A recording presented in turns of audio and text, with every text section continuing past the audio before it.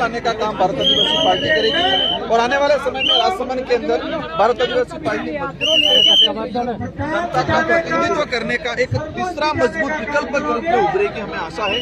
क्योंकि यहाँ पर काम करने की सख्त जरूरत है। यहाँ पर कोई भी पार्टी रही हो, किसी की भी सरकार रही हो, लेकिन इस क्षेत्र के आदिवासी दलित पिछड़ों को किसी प्रकार ने कोई ध्यान नहीं दिया है। यहाँ पर बड़ा रिजर्वेशन का इशू आ रहा है, क्योंकि यहाँ के लोगों को राजस्थान का सामान्य क्षेत्र है उसमें कंपटीशन करना होता है। लेकिन ये गोकुंदा हमारा ये सायरा ये जो इलाका है, हमारा कुंभलगढ़ जो इलाका है, चारभुजा इलाका है, इस क्षेत्र का व्यक्ति कंपटीशन नहीं कर पाता है। तो हमारा यह है कि इसको शेड्यूल एरिया में सम्मिलित किया जाए या फिर इसको अलग से एक क्राइटेरिया बना के कैरिटेरिया बना के इसको रिजर्वेशन प्रणाली मतलब व्यवस्था लागू की जाए और उसको लेकर भारत आदिवासी पार्टी के हमारे विधायक साथी और हम लोग इसको लड़ेंगे और अवश्य आने वाले क्षेत्र में इस क्षेत्र को प्रशासन के रूप में हो या शासन के रूप में हो एक प्रतिनिधि देने का काम करेंगे। पंचायत राज चुनाव में भी बीजेपी पार्टी चुनाव लड़ेगी पंचायतों में अपना? हाँ बिल्कुल, आने वाले समय में पंचायती राज चुनावों में भारत आदिवासी पार्टी यहाँ से मजबूती से चुनाव लड़ेगी। मुख्य रूप से जो टीएसपी की जो मांग है, इसके लिए किस तरह से विधानसभा और संसद में आगे मुद्दा? देखो, हमारे इस क्षेत्र की जितने भी वाजिब मांगे इन मांगों को पूर्व पार्टियों ने, राष्ट्रीय पार्टियों ने नहीं उठाया, इसीलिए आज एक तेजी से तीसरा विकल्प भारत आदिवासी पार्टी के रूप में उभर हुआ है। आपने देखा होगा, इस क्षेत्र की जनता जानती है, इस क्षेत्र के लोगों के आरक्षण को लेकर कोई लड़ाई नहीं लड़ा, इस क्षेत्र के जल जंगल जमीन को लेकर लड़ाई नहीं लड़ा। आज हम अरावली पर्वत श्रृंखला देख रहे हैं, इस अरावली पर्वत श्रृंखला को लेकर सबसे पहले भारत आदिवासी पार्टी ने आवाज उठाने का काम, और ये मानना पड़ेगा अगर ये तीसरा विकल्प भारत आदिवासी पार्टी नहीं होती तो शायद ये अरावली वाले और रिजर्वेशन वाले जल जंगल जमीन वाले इस क्षेत्र में हो रहे एट्रोसिटी को लेकर कोई आवाज नहीं उठा रहा और नहीं उठाता। लेकिन आज सभी हमें खुशी इस बात की है कि कांग्रेस हो बीजेपी के संगठन के लोग भी अब धीरे धीरे इन बातों को उठाने लगे। वो इच्छा से नहीं उठा रहे, इनका जो धरातल खींच रहा है, इस क्षेत्र का आदिवासी दलित पिछड़ा जो हमारा एससी समुदाय है ओबीसी वो कट रहा है, तो इनको वापस जोड़ने के लिए मुद्दे उठा रहे, न कि दिल से उठा रहे। उदयपुर में आप दिशा बैठक में जो विवाद हुआ था उसमें मन्नालाल जी रावत सांसद और आपके बीच क्या मुद्दा था? मैं इस विषय पे एक चीज कहना चाहूंगा कि सरकार जो सत्ताधारी लोग होते हैं, वो सत्ताधारी लोग हमेशा कोई भी बैठक हो वो सफल हो ये चाहते हैं और विपक्ष मुद्दा उठाता है, विपक्ष आरोप प्रत्यारोप करता है, विपक्ष हंगामा करता है। लेकिन आपने देखा होगा वहाँ पर देखा होगा विपक्ष है वो मतलब हम सत्ताधारी के रूप में हम व्यवस्था बनाना चाह रहे हैं, हम बैठक को सफल बनाना चाह रहे हैं और वो बैठक को बिगाड़ना चाह रहे थे। वो हंगामा कर रहे थे बेवजह। एक वो 60 साल की एज की वो अधिकारी से रिटायर्ड आज सांसद है। मैं आज युवा हूँ, लेकिन उनके अंदर जो कहते हैं कि आक्रोश उनके अंदर था, न कि मेरे अंदर। तो मैं भी और तकरार भी हुई। मैंने बिल्कुल कहा, अपने यहाँ पर बिली लैंग्वेज में बोलते हैं कि तमे मोगरा कहो, तो मैंने उनको तमे और तुम कहा, तो मैंने तो तुम बोला। ये तुम भी एक सम्मानजनक शब्द है, लेकिन उनका तुम को उन्होंने तू कहा कि मैंने तुम कहा तो उन्होंने कहा तू बोल रहा है। उन्होंने 2 बार चप्पल निकालने की कोशिश की। एक बुजुर्ग व्यक्ति जनप्रतिनिधि है, रिटायर्ड से अधिकारी है, इनके बारे में क्या कहें। मैंने कई बार वो जिस तरह से आरोप प्रत्यारोप लगाते, एक कोटड़ा चाडोल में पैंथर नरभक्षी पैंथर था जिन्होंने 4-5 लोगों की हत्या कर दी।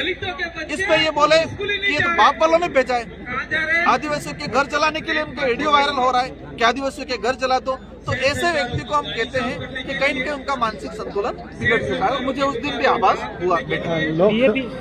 लोकसभा के अंदर मसाला है, पतंजलि मसाला, उसका सैंपल नेगेटिव आया, उसके बारे में आप क्या कहेंगे? देखो, हमने देश के अंदर 2012-13 के अंदर अन्ना हजारे के नेतृत्व में एक बड़े आंदोलन चले और उस आंदोलन में देखा गया है कि काला धन वापस लाना है, लोकपाल कानून लाना है, उसको लेके पूरे देश में माहौल बना और पूरे देश के सभी धर्म, सभी जाति, सभी वर्ग के लोगों ने इस आंदोलन को सपोर्ट किया। लेकिन हम देख रहे हैं कि जैसे एनडीए सरकार आई, इसके बाद ये आंदोलनकारी जो नेतृत्व करता थे अन्ना हजारे जी आज बिल्कुल गायब है।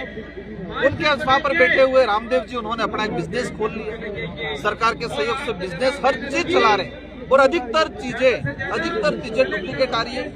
इस आंदोलन के प्रति, बाबा रामदेव जी के प्रति, अन्ना हजारे के प्रति लोगों की जो भावना जुड़ी थी उस भावना को बिजनेस में बदलने का काम किया उन्होंने। और बिजनेस, क्योंकि रामदेव जी को सभी मानते थे। आज बाबा रामदेव जी पतंजलि के नाम से कोई भी चीज आ रहा है तो आम व्यक्ति आंख बंद करके भरोसा करके ले रहा है, और उस भरोसे का हत्या करने का, उस भरोसे के साथ धोखा करने का काम किया है। इनके मसालों के, इनके कई आइटमों के सैंपल फेल हुए हैं, लेकिन इसमें सरकार गंभीर होकर इन फैक्ट्रियों को बंद नहीं करा। वहां से उससे निकले किरण बेदी जी, वहां से अरविंद केजरीवाल जी, किसी ने पॉलिटिकल रास्ता अपनाया, किसी ने राज्यपाल बन गए, और कोई एक बिजनेसमैन बन गया, और एक बिल्कुल। तो ये हम इस देश को समझना है, तो हमें 2012-13 के अंदर जो लोकपाल कानून को लेके, काला धन वापस लाने को लेके जो आंदोलन छेड़ा था, उसको समझना पड़ेगा।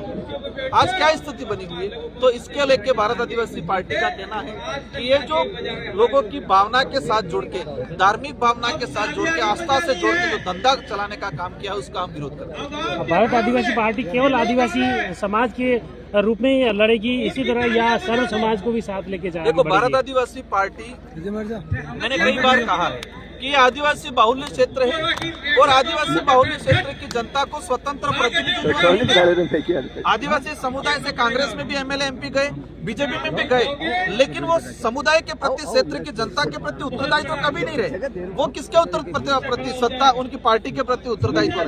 तो इस क्षेत्र के अंदर आदिवासी बाहुल्य क्षेत्र है, तो हमारी जो पहली प्राथमिकता की जरूरत है, आदिवासी और दलित जो ओबीसी माइनॉरिटी जो समाज है, एससी समुदाय की। और मैं विधायक रहा हूँ, मेरे क्षेत्र में मैं सेकंड बार 70,000 वोटों की जीता। मेरे यहाँ पर जनरल भी रह रहा है, ओबीसी भी रह रहा है, माइनॉरिटी भी रहा है, सभी धर्म के लोग रह रहे हैं, सभी ने मेरा का साथ दिया। हमारे पास किसी भी वर्ग का कोई भी व्यक्ति आएगा, उस व्यक्ति का जो भी वाजिब काम होगा, उन सबका काम होगा, और सबको साथ में लेके चलने का काम करेंगे। मैंने मन से कहा था कि हम सबका सम्मान कर रहे हैं, तो इस समुदाय भी अपने आप को सम्मान पाने का हकदार तो बनता है। तो स्वाभाविक है, सबको साथ में लेके चलेंगे।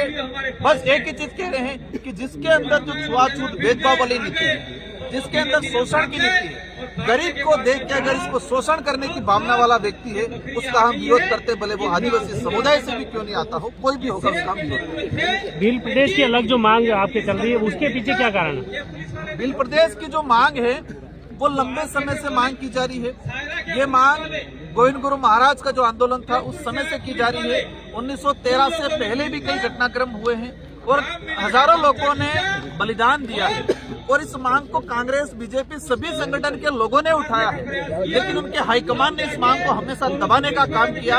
अब भारत आदिवासी पार्टी इस मांग को पुरजोर तरीके से उठा रही है, और मुझे विश्वास है आने वाले समय में इस क्षेत्र की जनता, आदिवासी नहीं, हर वर्ग का व्यक्ति इस मांग के लिए खड़ा रहेगा, और अवश्य आने वाले समय में बिल प्रदेश बनेगा। वागड़ मेवाड़ के बाद प्रदेश में भी आगे बढ़ेगी पार्टी? अवश्य हम आने वाले समय में इस क्षेत्र के अलावा, हम मारवाड़ का जो क्षेत्र है, उधर हाड़ौती का क्षेत्र है, उस क्षेत्र में भी हम लोग काम करेंगे। सर, जो लोग कहते हैं कि आप समाज और युवाओं को गुमराह करने का काम कर रहे हैं, क्या कहना है सर? कुछ लोगों का कहना है कि युवा भटक गया है जी। युवा संविधान की जानकारी रखने लगा, युवा इतिहास की जानकारी रखने लगा, युवा विकास की, बेरोजगारी को लेकर सवाल खड़े करने लगा। जो युवा समझदार है, जो युवा समझदार है, पढ़े लिखे है, जो युवा सवाल जवाब कर रहा है, सही गलत को समझने लगा है, वो सारे युवा उनकी नजर में गुमराह हुए, या उनको लगता है कि भटक चुके हैं। जो युवा अंधभक्ति में डूबा हुआ है, जो युवा सवाल जवाब नहीं कर रहा है, जो युवा सही गलत को नहीं समझ रखा है, उन सारे युवाओं को सही मान रहे हैं, और जो सवाल जवाब करना शुरू कर दिया, उन सबको क्या मान रहे हैं कि भटक चुका है। ये विशेष तौर से धर्म की जो बात आती है, आपने अभी मन से भी कहा कि हम आदिवासी ना हिंदू है, ना सिख है, ना ईसाई, इसको लेकर बार बार विपक्ष सवाल खड़ा करता है कि ये आदिवासियों को भ्रमित कर रही है। देखो, धर्म एक आस्था का विषय है। आदिवासी समुदाय की अगर बात करें, विशेष करें, या ऐसे समुदाय की बात करें, अगर कोई बीमार होता है व्यक्ति, तो उसके अंदर लगता है कि मैं किसी मंदिर, किसी मस्जिद या किसी चर्च में जाऊंगा तो मेरा बच्चा है, मेरे इलाज हो जाएगा। ऐसे कई उदाहरण मिलते हैं कि वो व्यक्ति सुबह उठ के मंदिर में जा रहा है, दोपहर में चर्च में जा रहा है, शाम को मस्जिद में भी जा रहा है। वो आस्था का विषय है। लेकिन आदिवासी समुदाय की अपनी एक पूजा पद्धति है, आदिवासी समुदाय की अपनी एक धार्मिक पहचान है, परंपरागत रीति रिवाज उनके हैं। वो न हिंदू धर्म से मेल खाते हैं, न ईसाई से मेल खाते हैं, न मुस्लिम से मेल खाते, किसी धर्म से नहीं। ये बात अलग है कि आदिवासी समुदाय हिंदू भी मानता है, कुछ ईसाई भी मानता है। महाराष्ट्र और गुजरात में हमारे जैन भी बने हुए, मुस्लिम भी बने हुए। लेकिन ये सच्चाई है कि पूरे देश के आदिवासियों की अपनी धार्मिक आइडेंटिटी या अपनी पूजा पद्धति को संरक्षित करने के लिए हम आदिवासियों के लिए अलग से धर्म कोड की मांग कर रहे हैं और करते आएंगे।